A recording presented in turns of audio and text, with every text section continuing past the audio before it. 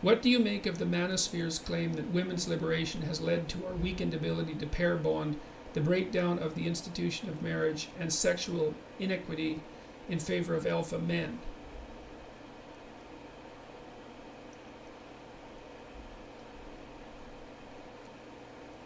Well, I guess probably I would say that to the degree that all of that is true, I wouldn't say that the women's liberation movement is what's done it, because I don't believe that the women's liberation movement is the primary driver of women's liberation. In fact, I think it's a secondary consequence of a far more radical biological revolution, and that's the invention of the birth control pill, right? Because the birth control pill essentially allowed females for the first time in evolutionary history to gain voluntary control over their reproductive function. And a tremendous amount of political upheaval followed in the aftermath of that.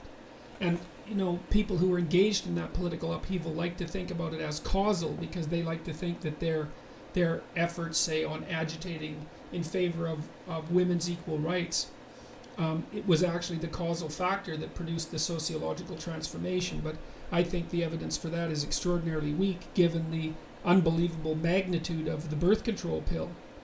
So, with the birth control pill, women become more like men, much more like men. And also, it seems to be the case that women on the birth control pill don't like masculine men as much. There's studies showing that, for example, if you show women the face of the same man at different, or the same men at different phases of their ovulatory cycle, and all you do is widen the jaw or narrow the jaw of the men, that the women at the peak of their ovulation, where they're maximally fertile, like the wide-jawed men better, but when they're infertile, they like the narrow-jawed men better, and wider-jawed men have higher levels of testosterone, and the pill mimics infertility. And so, we don't know what these radical biological hormonal transformations have done to the relationship between men and women.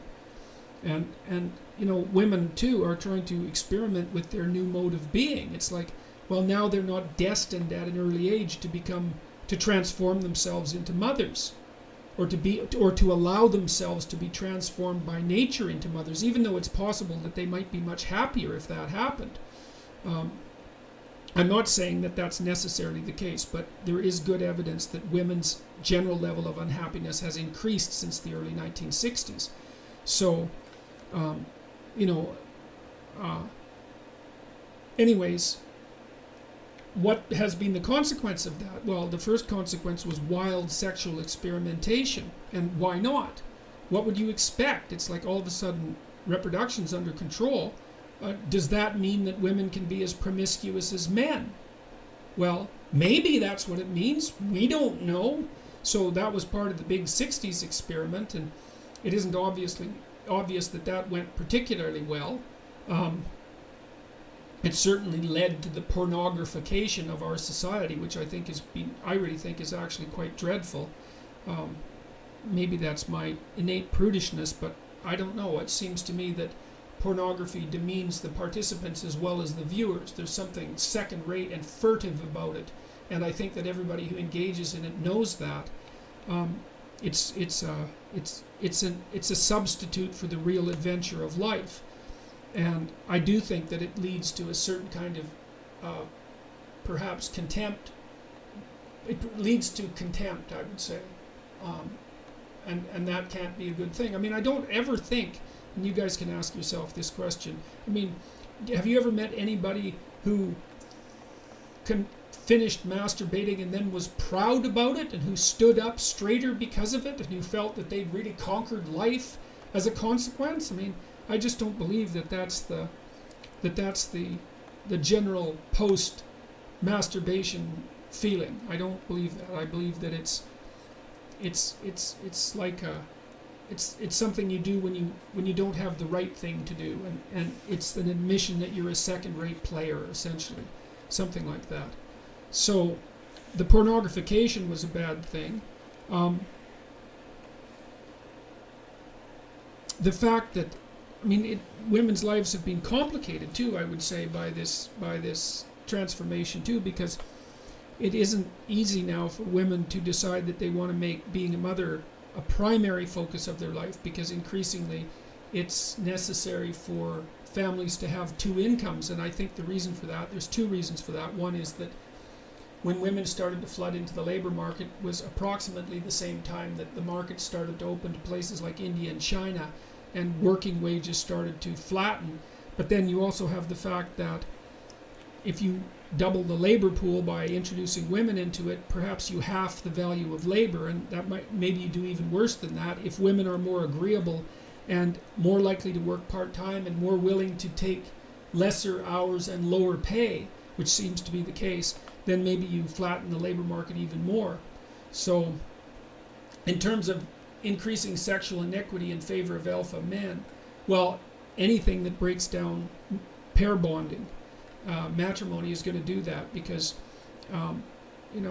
sexual access for males is a Pareto distributed phenomena, where a small proportion of the males get most of the invitations, let's say. And the thing that is a bulwark against that is monogamy. And part of the reason that societies are set up to be monogamous is so that that proclivity is controlled, because it's not good for children, let's say, if they don't have access to a father, and it's not good for women if they're all competing for the same men, and then it's not good for the men who aren't being chosen because they're not being chosen. And so that just seems to be a recipe for resentment and an aggression. And I think the evolutionary psychology data on that's pretty clear. So that's what I would say. I don't think it's the women's liberation, it's the birth control pill.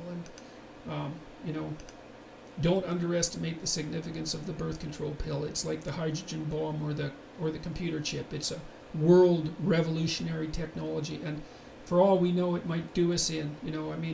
In the West, the birth rate is far below replacement, and that's as a multi-generational strategy. That's an absolute dead end. And of course, no one can talk about that because, well, for the obvious reasons of egalitarianism and diversity and all of that. But the declining birth rate in the West is really, I would say, a catastrophe. I don't happen to be one of those people who think the planet has too many people on it, So